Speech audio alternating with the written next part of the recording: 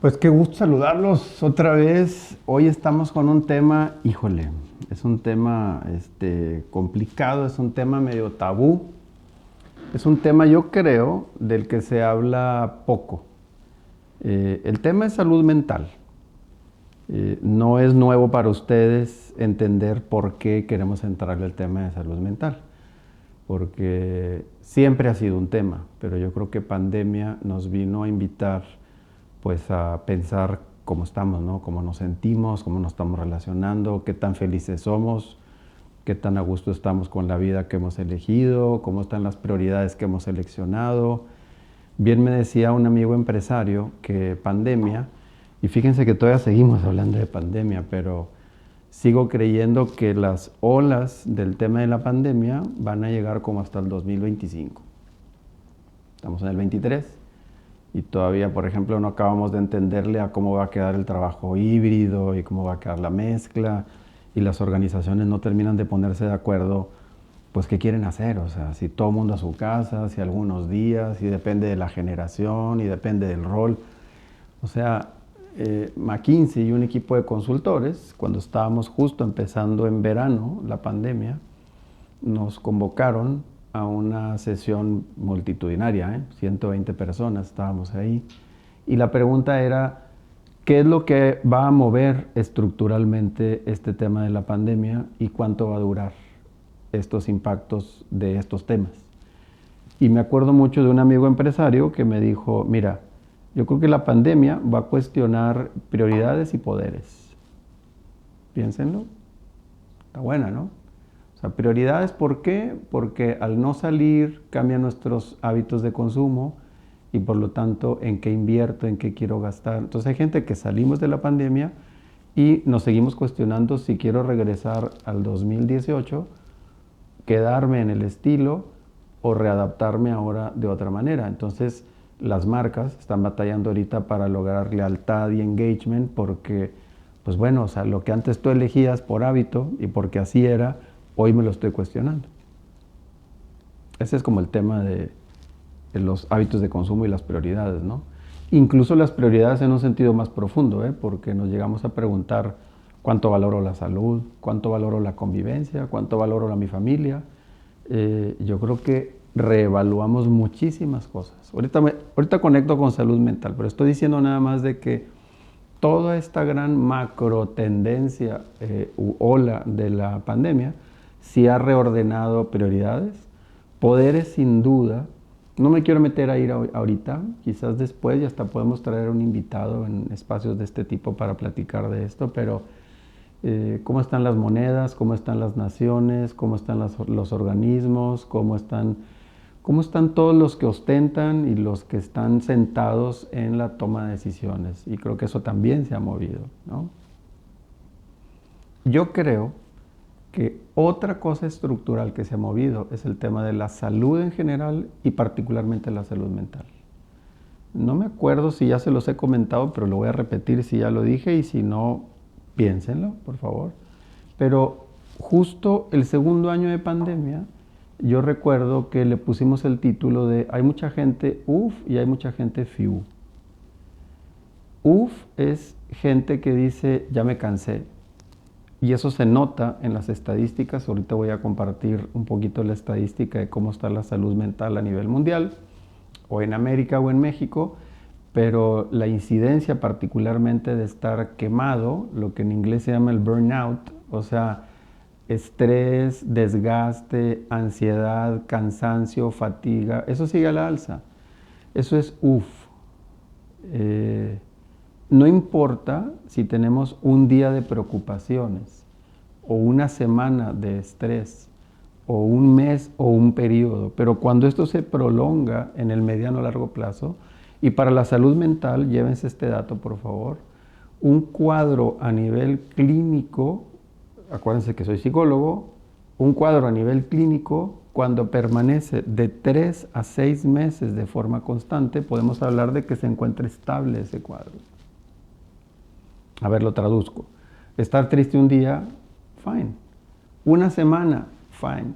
pero te duró ya 3 meses un estado de tristeza donde amaneces con baja energía, donde tus pensamientos son pesimistas, donde tienes bajas expectativas, donde tienes poca motivación. Ya te duró 3 meses, creo que es importante que te observes qué es lo que está pasando.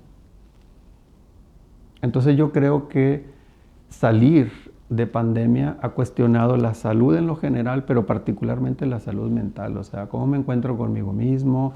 Ahorita voy a dar lectura a lo que dice la Organización Mundial de la Salud, cómo define salud mental. Me parece muy interesante, porque creo que la han venido ampliando, ¿eh? O sea, esta definición ha estado como en movimiento y ahora como que contempla más cosas. No nada más estar en paz, sino que te guste en donde estás y que tengas la posibilidad de conectar con las demás personas. O sea, como que varios ingredientes de salud mental. Entonces, ese es el tema. Hoy queremos compartirles algunas reflexiones. No me voy a acabar el tema ahorita en estos minutos, pero algunas reflexiones relacionadas con salud mental. De entrada, a mí sí me gustaría pedirles algo o invitarlos, comunidad, a algo, que es, hablen del tema. Hagan este ejercicio, por favor. Pregúntenle a una persona 3 veces de forma consecutiva cómo está. ¿Cómo estás? Típicamente vamos a responder lo que socialmente se espera. Y aquí el equipo que me está viendo y acompañando ahorita, los voy a hacer cómplices. Creo que todos diríamos, bien, ¿no? ¿Y tú? No, pues ahí voy, chido, más o menos. O sea, cosas como muy hechas desde una conciencia un poquito superficial desde mi punto de vista. Pero cuando le preguntas por segunda ocasión a la persona, oye, wait, espérame, ¿pero cómo estás? Para empezar, no es común que nos preguntemos con interés, con atención y con intención cómo está el otro. No está malo el ejercicio, ¿eh? Creo que mínimo con nuestros seres queridos y con nuestra familia vale la pena de vez en cuando hacer un stop y preguntar cómo estás en realidad. Por eso 3 veces. Está medio ridículo, ¿no? Esto de, pero ¿para qué 3 veces? O sea, pues lo que pasa es que la primera vez te van a contestar desde la superficie y lo que se debe oír bien, ¿no? Pero ¿qué pasaría si un día a una amiga, amigo, tú le preguntas cómo estás y te dice mal? Corremos hasta el peligro de que tú le digas, ay, qué bueno, ¿cómo que qué bueno? O sea, te acabo de decir que mal, güey, o sea, me dijiste mal, sí, te dije mal, o sea, y la pregunta es, ¿y qué se hace después de que me dices mal? O sea, no, pues no le quiero entrar, o sea, a no ser que tengas intimidad y confianza y que si le digas, o sea, me dijiste mal, ¿cómo estás? ¿Por qué? O sea, y ya te echas un clavado, ¿no? Y le entramos en materia. No sé si me explico en esta tareita, pero creo que vale la pena llevárnosla, o sea, experimento. Es más, no lo hagan con alguien más, o sea, háganlo frente al espejo en la mañana, antes de empezar la semana o el viernes al cerrar el día. Los que practicamos alguna técnica de meditación, la recomendación es inicia tu día y cierra tu día con un poquito de recogimiento.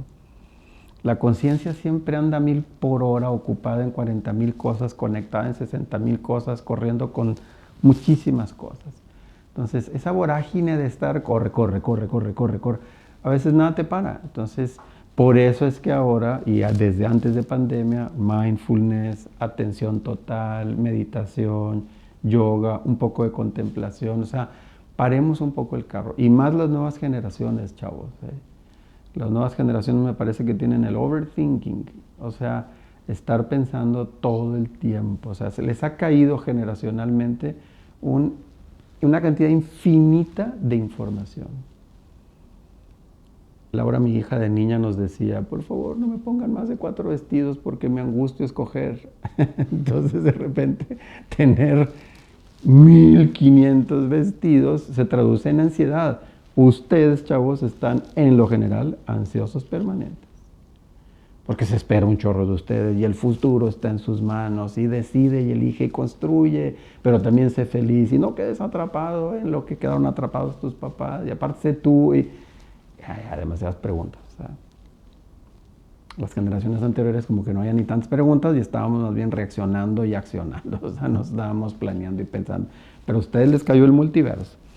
Entonces, a ver, salud mental tiene que ver con un estado de paz, de conexión, de optimismo, de nivel de energía, de ganas de contribuir.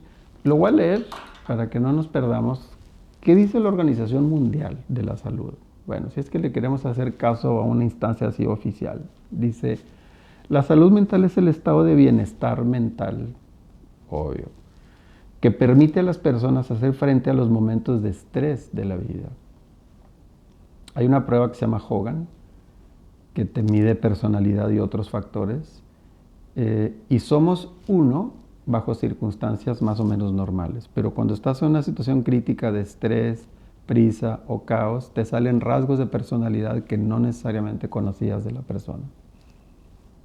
Es importante que estos que nos estamos acompañando en esta comunidad nos hagamos la pregunta, ¿qué nos pasa en situaciones críticas? Nos salen rasgos que no necesariamente conocíamos, o sombras, o impulsos, o reacciones, o estilos, como egoísmo, agresividad, depresión, melancolía, puras características de salud mental. O sea, si tú agarras un libro de fisiología y ves todos los capítulos, al final casi siempre viene un capítulo que dice fisiología comparada.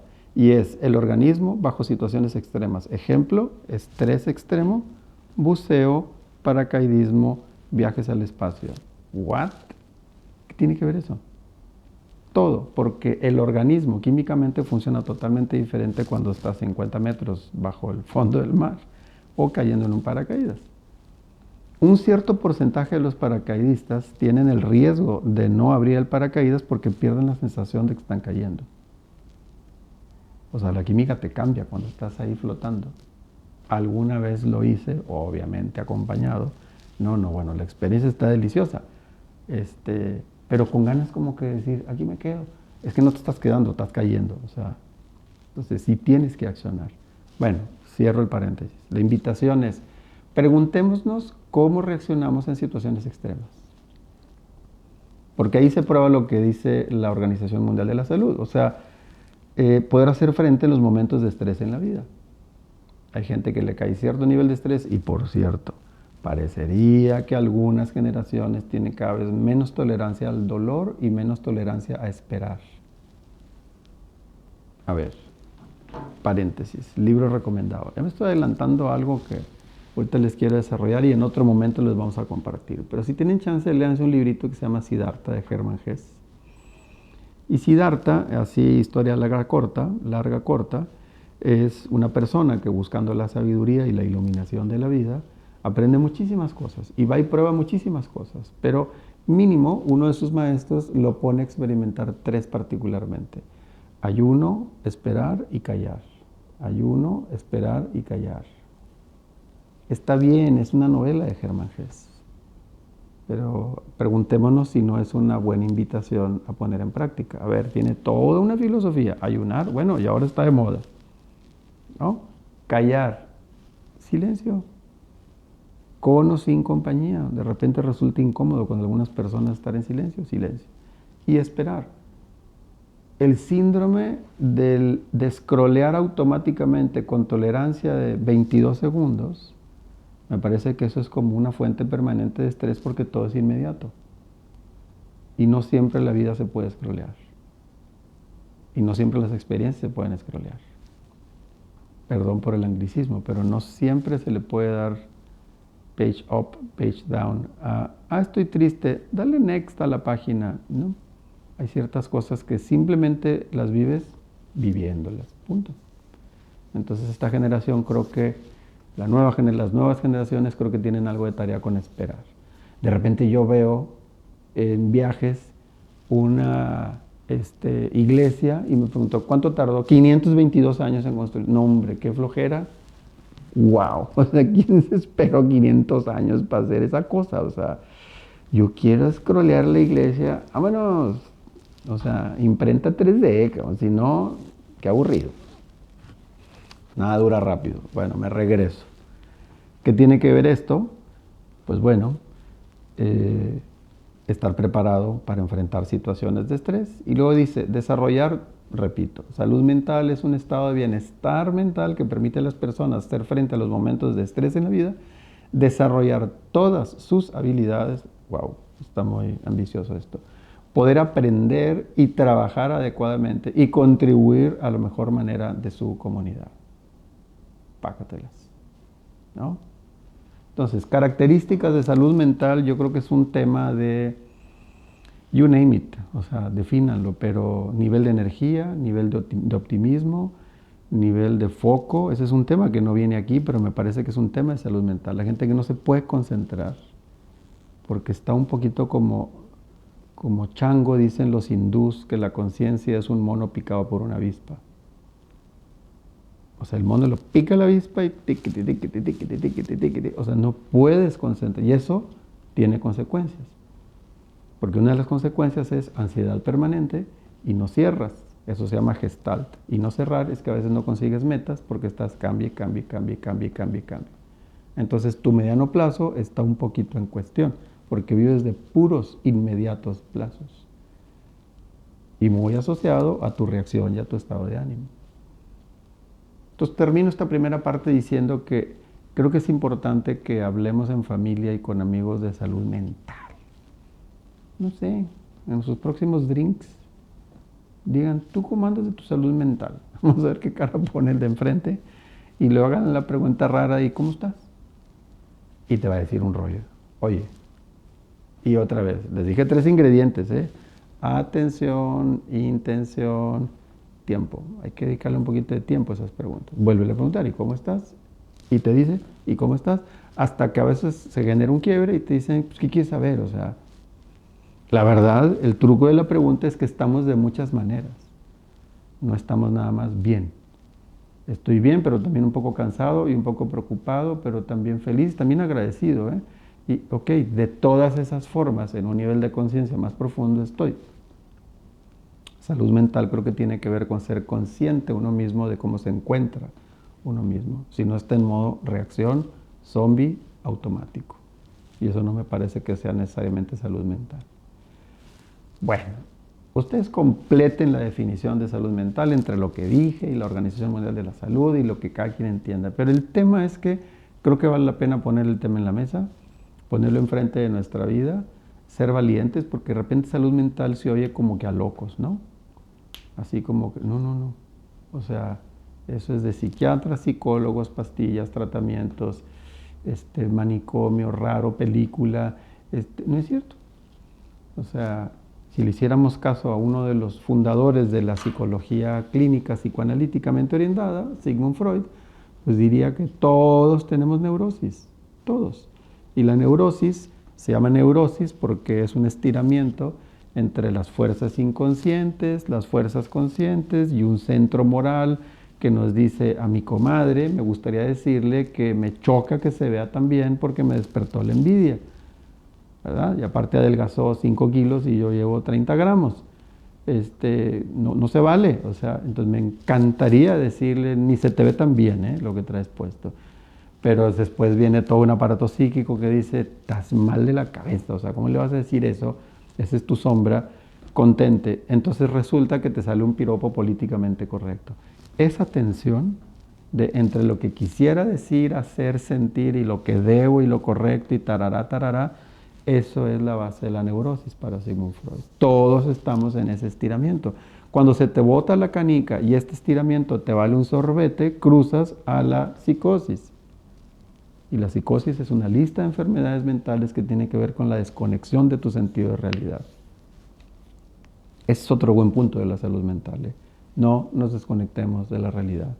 Y de repente ahorita hay tanto metaverso y tanta virtualidad y tanta cabeza que creo que convendría complementarlo con tierra, conducta, sensación, contribución, realidad, afuera, no tanto arriba, adentro, arribototota. No dije nada, pero sí dije algo, ¿eh? Si es que me seguí yo a mí mismo, yo sí me entendí. Ojalá se haya entendido. ¿Ok? Bueno, tan esta primera parte. Ahora, los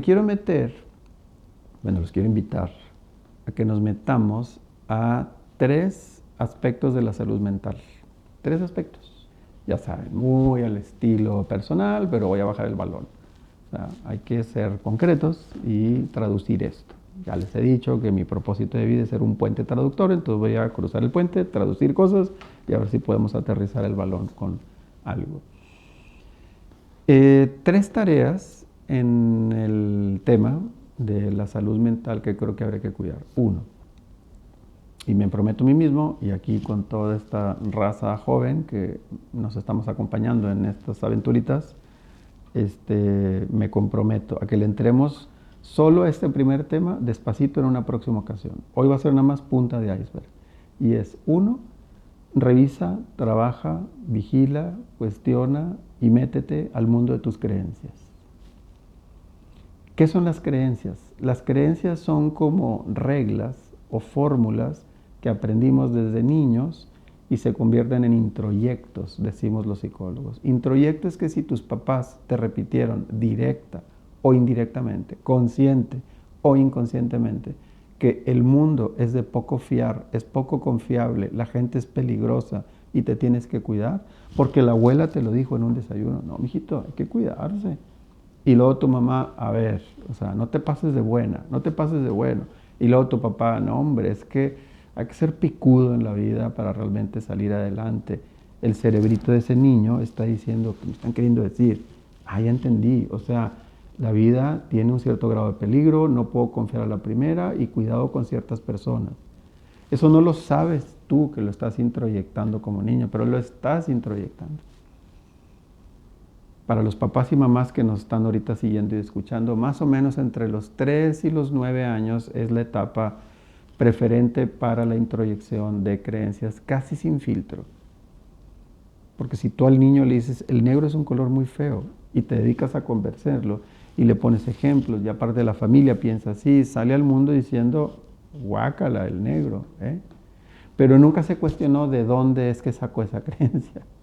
Entonces la adolescencia, la primera adolescencia, tenemos como 4 adolescencias en la vida, por cierto, después hablamos de esto, pero una de ellas es justo entre los 9, 10 años hasta los 13, 16, desgraciadamente de repente hay cosas no resueltas en esa segunda adolescencia, porque la primera es a los 2 años. A los 2 años, cuando el niño puede caminar, se da cuenta de que no dependo tanto de mis papás, entonces me puedo mover, entonces son un torbellino los niños a los 2 años.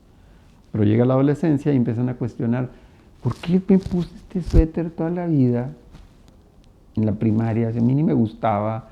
¿Y por qué mi amigo?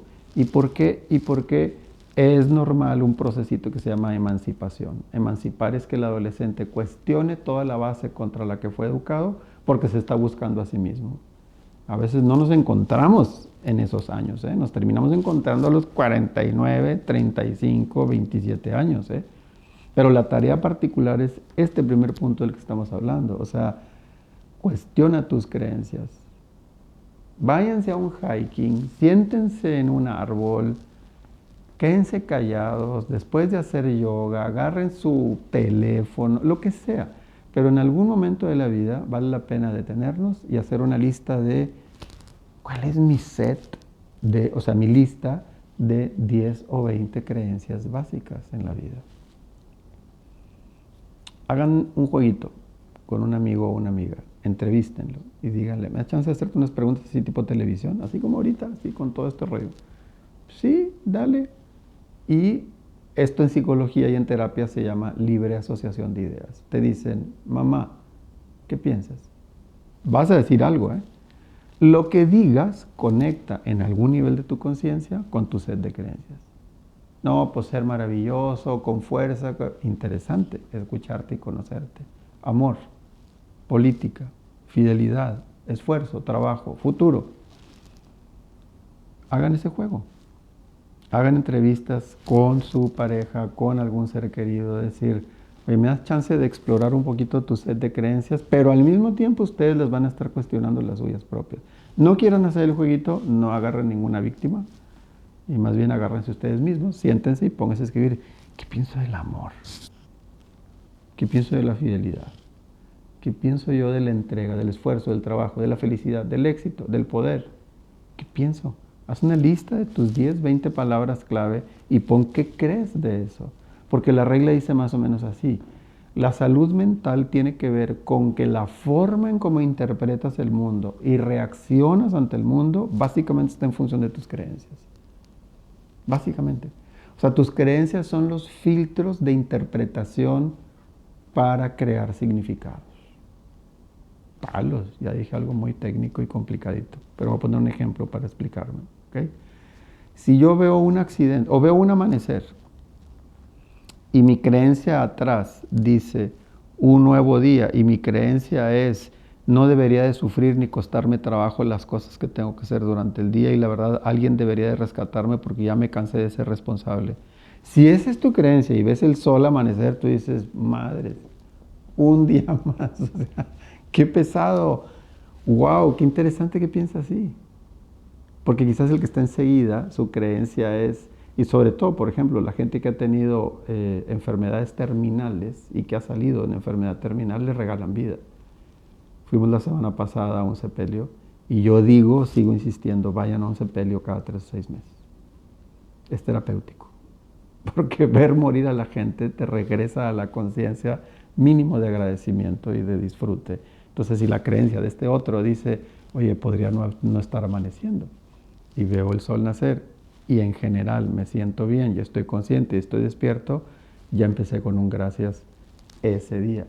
Está muy simplón el ejemplo que estoy poniendo, pero en lo general en la vida andamos interpretando, significando y reaccionando desde nuestro set de creencias. He tenido debates bien interesantes con Sofía, mi hija, en relación al tema del feminismo. Porque si tu creencia de feminismo es que prodignidad de la mujer, equidad en las posibilidades, seguridad para todos, check, ese es un set de creencias. Pero si te mueves un poquito más hacia la ultranza y dices, porque mueran los hombres y no es posible, y es contra algo, y es sin paz, está bien, es otro set de creencias. Y hay otro set de creencias para el otro lado. Creo que el tema que quiero nada más dejar en claro aquí con este primer punto de tarea es, vale la pena que hagamos un poquito de trabajo en identificar nuestra lista de creencias básicas. Porque tus creencias, repito, y con esto termino el primer punto, es la base desde la cual significas las experiencias. Decía la filosofía griega, las experiencias no tienen significado por sí mismas. El significado es una condición del sujeto. El sujeto es el que le da significado a la experiencia. Lo que te afecta no es la cosa, lo que te afecta es cómo significas la cosa que te pasa. Lo que pasa contigo no es por lo que te pasa, sino es por cómo significas lo que te pasa. Ya jugué con palabras, pero ahí está la primera tareita. Set de creencias. Segunda tarea de salud mental, y esto me parece súper moderno, actual y ahorita como una tarea importante, que es cuidemos el diálogo interno. El pensamiento, básicamente, el pensamiento racional, el pensamiento consciente, porque está todo el procesamiento inconsciente, intuitivo, que ahí el cuerpo lo procesa, pero el racional está montado de alguna manera y porque somos seres lingüísticos en el lenguaje. Por eso estuvo tan de moda programación neurolingüística, porque se dio cuenta que el procesamiento general de la información que manejamos interiormente, sobre todo a nivel consciente, lo hacemos a través del pensamiento. Y el pensamiento tiene un vehículo que es el lenguaje. Y en concreto, para ya salirme de los tecnicismos, esto significa diálogo interno. Entonces, aquí la tarea, en lo particular, de la salud mental es observa periódicamente tu diálogo interno que te estás diciendo. Porque ese sucede consciente o inconscientemente. Y ese conecta con tus creencias. El problema es que tu diálogo interno conectado con las creencias se convierte en el filtro desde el cual tú reaccionas, actúas y te comportas en el mundo. Entonces es importante revisar permanentemente cómo se encuentra nuestro diálogo interno y los cuentos que nos estamos contando durante el día. Si yo estoy en una reunión de amigos y lo que están diciendo me está incomodando y por dentro, inconscientemente, preconscientemente, hay una parte de mí diciendo, qué imprudencia, eso es una tontería, pero no caigo en cuenta de lo que me estoy diciendo, quizás va a llegar a un punto en el que voy a reaccionar o accionar sin saber todo lo que había atrás de la película. Siempre hay un cuento que nos estamos contando. Entonces la acción que emitimos hacia afuera antecede, precede, está previo un diálogo interno, un cuento. Entonces a veces la agresión o la disculpa o la muestra de cariño, es importante saber cómo llegué hasta allá porque atrás hay un diálogo interno. Entonces es importante que cuidemos todo el cuento, todo el rollo y toda la historia que estamos permanentemente diciéndonos a nosotros mismos. Si vigilamos el set de creencias y observamos un poquitito los cuentos que nos estamos contando, y por favor no se asuste, no se trata de que, ay caray, habrá una vocecita y realmente me estoy diciendo algo, pues no es así tan peliculesco, pero sí pasa que estamos escuchándonos permanentemente. Segundo punto. Y último, y con esto termino, es el tema de nuestra atención. Este es un tema filosófico, profundo, complejo, que vale la pena después profundizar. ¿Dónde está puesta tu atención? La metafísica, la física cuántica y algunas tradiciones orientales y algunos místicos tienen esta frase o esta reflexión. Dice, dime en dónde está puesta tu atención y diré en dónde está puesto tu universo.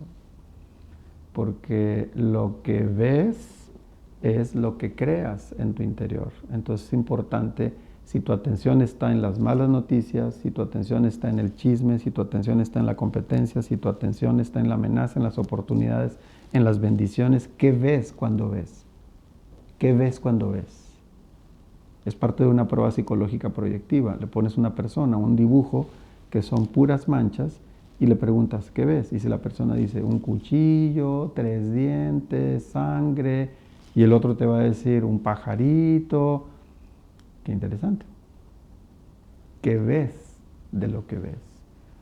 Entonces, terminando con este último punto, y ya para hacer un resumen, es importante creo que darnos cuenta en dónde está puesta nuestra atención cuando salimos al mundo a percibir y a conectar. 2, ¿cuál es el cuento que te cuentas permanentemente durante el día y en tus interacciones?